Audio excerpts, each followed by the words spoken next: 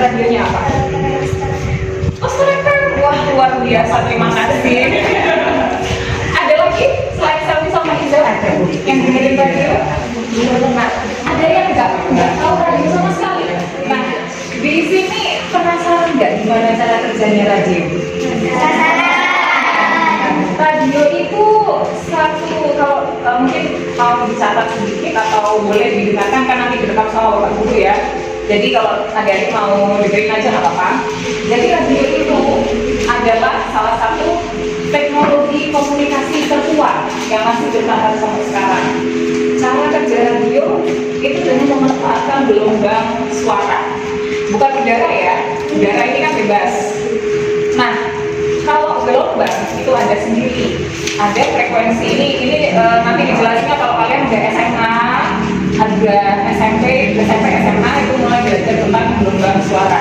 Ada frekuensi tertentu di mana kita bisa mengirimkan suara melalui udara. Jadi saya siaran di studio sana, nenek, ayah, bahkan kalian sendiri yang di rumah itu bisa mendengarkan suara saya secara langsung. Itu cara kerjanya. Nah, untuk mengirimkan untuk mengirimkan gelombang suara itu tentu saja nggak bisa langsung. Kalau misalnya kayak gini, saya ngomong begini, ini memang bisa didengarkan secara langsung, tapi jaraknya kan harus dekat ya. Coba kalau misalnya kalian di jalan sana, saya ngomong di sini, dengar nggak?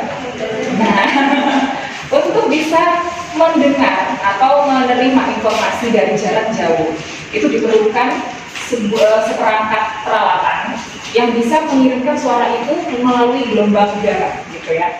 Kalau kayak gini kan sejak kapan? Jadi Star FM itu didirikan atau berdiri sudah mulai beroperasi itu sejak antara tahun 2000 sampai tahun 2001. Sudah lahir? Belum. Tahun 2000 itu percobaan, resminya 2001. Nah, itu. Jadi waktu tahun 2000. Apakah ini penyiaran disiarkan langsung atau adanya rekaman? Oh, penyiar ya. Kalau kita siaran, ini ada dua. Ini dua-duanya bisa. Ada siaran langsung, ada juga yang rekaman. Kalau siaran langsung ini biasanya ada beberapa hal. Misalnya saja ketika ada berita darurat. Kayak dulu kalau kakak ingat tuh pas zaman-zaman pemilu, itu kan 5 tahun sekali ya. Kita kan harus melaporkan langsung dari lapangan. Nah, itu jadi kita harus siaran langsung. Tapi waktu itu siarannya bukan di sini, di radio lain. Jadi kita harus melaporkannya real time. Real time itu maksudnya tepat waktu di saat yang sama. Ada apa di lapangan, misalnya itu langsung ditelepon disampaikan ke penyiarnya menyampaikan ke pendengar. Gitu. Ada yang pernah dengerin radio Suara Surabaya? Pernah? Ya. Itu siarannya semuanya langsung jadi real time. Dari pendengarnya langsung telepon mengabarkan ada apa di jalan. Itu nanti yang kemudian disampaikan ke pendengar yang lain supaya pendengar tahu, oh di Gempol lagi macet, oh di Pasuruan lagi ada festival, oh di daerah sini ada kecelakaan. Tapi ada juga yang rekaman. Kenapa harus siarannya rekaman? Ada yang tahu alasannya? Nggak tahu.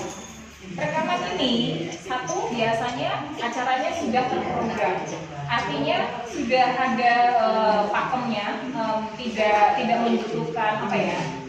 Acara yang tidak membutuhkan harus ada dalam keadaan yang darurat gitu. Walaupun nggak darurat sebenarnya, kalau nggak darurat tetap ada siaran langsung. Cuma biasanya acara yang direkam itu bisa kita putar sewaktu-waktu nggak harus. Oh iya betul. Kalau penyiar pasti ada jadwalnya. Sama dengan kayak di sekolah. Hari ini yang piket siapa? Besok yang piket, besok libur ya. Senin yang piket siapa? Nah, seperti itu juga penyiar.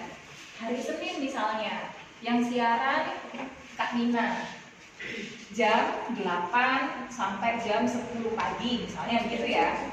Nanti jam 10 sampai jam 12 siapa? Saya misalnya. Nanti jam 12 sampai jam 2 ada lagi penyiar yang lain. Seperti itu ganti-ganti. Tahu ya, oke nggak usah malu-malu gitu. Gaji penyiar di sini. Ini pertanyaan nggak apa-apa. Iya dong, nggak apa-apa. Jadi gaji penyiar itu tidak ada patokannya.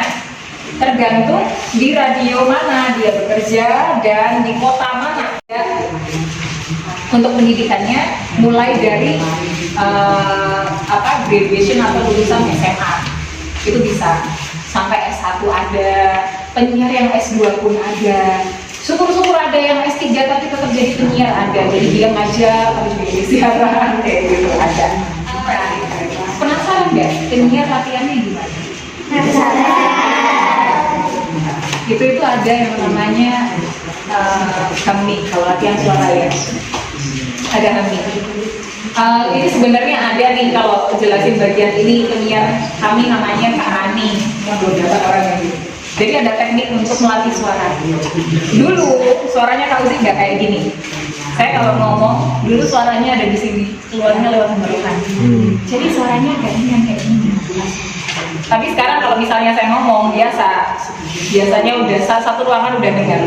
Itu namanya suara diafragma dari perut. Ngambil napasnya dari perut.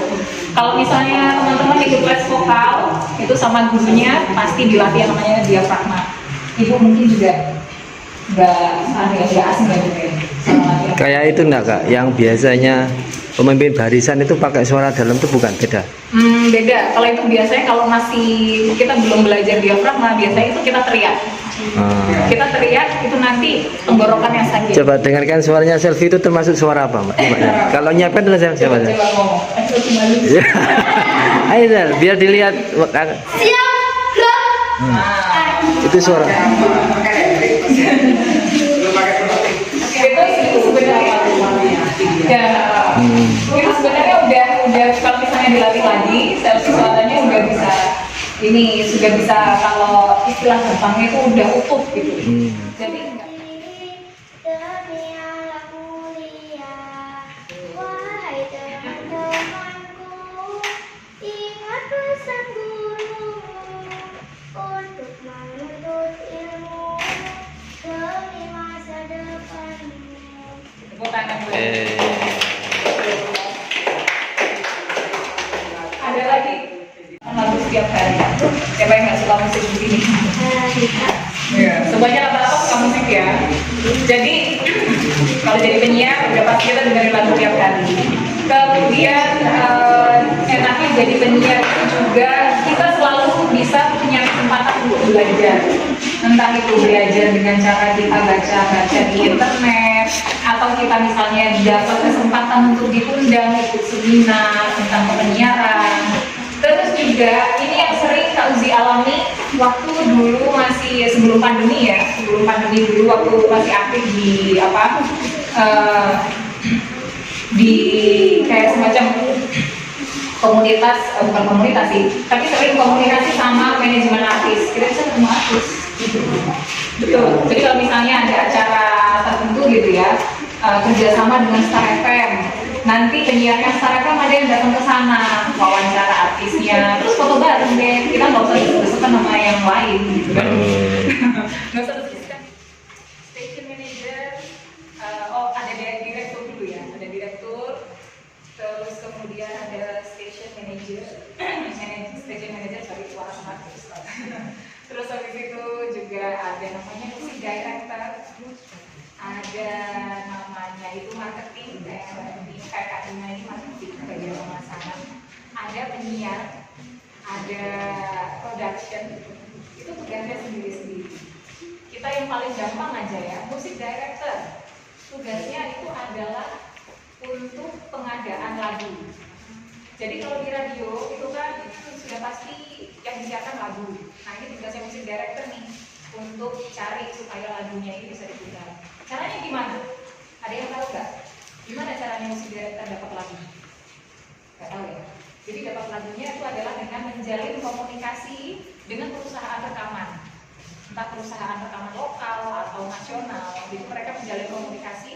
Nanti kita dapat materi berupa lagu untuk disiarkan. dan pihak perusahaan rekaman itu bisa mempromosikan lagunya lewat radio yang sudah ditunjuk. Oh iya, pasti ada. Semua siaran itu harus lurus gitu ya.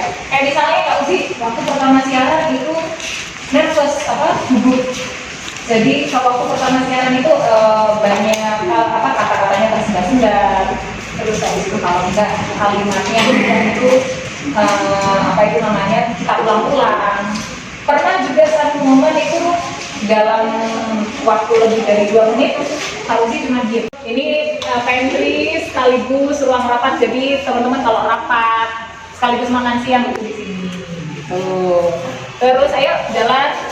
Ini gudang barang ruang serbaguna. Ini adalah studio rekaman. Boleh masuk nggak ya? Tempat apa ini? Produksi, bikin jingle, bikin iklan, bikin spot apa. Kenapa? Tempatnya Mbak Uzi. Kalau untuk siaran, komputer itu untuk memutar lagu.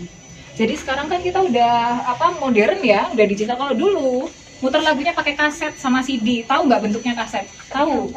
Nah, itu ribet kan? Pakai CD juga ribet.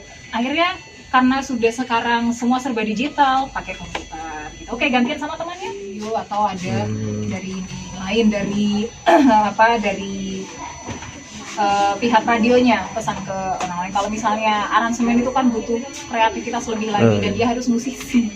Saya bukan musisi. Jadi ini buat rekaman ya adik-adik ya. Kalau misalnya lagi mikir ide di sini kan.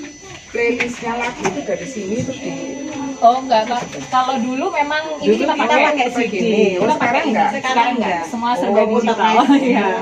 Ini jadi kenang-kenangan aja. Banyak Bu, putar gini tak CD itu. Iya. Karena kan tiap program sendiri. Oke, biasa untuk pribadi alat-alatnya itu. Nah, ini alat-alatnya, ini namanya mixer.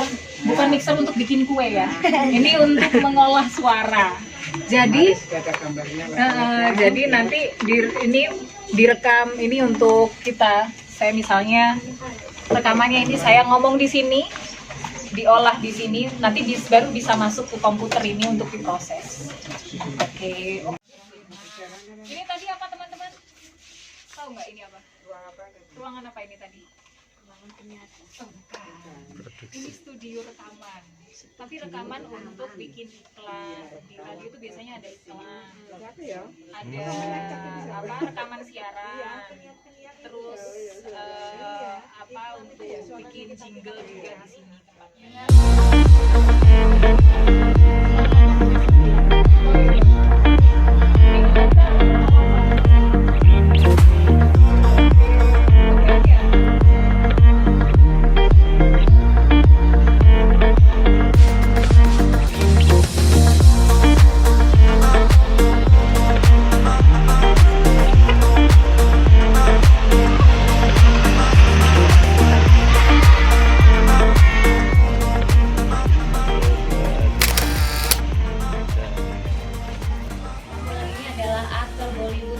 yang sampai saat ini masih betah melajang, Salman Khan atau Salul.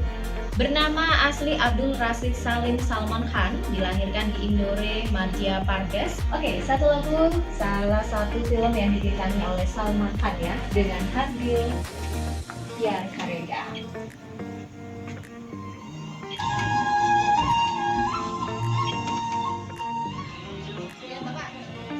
Siap, 1, 2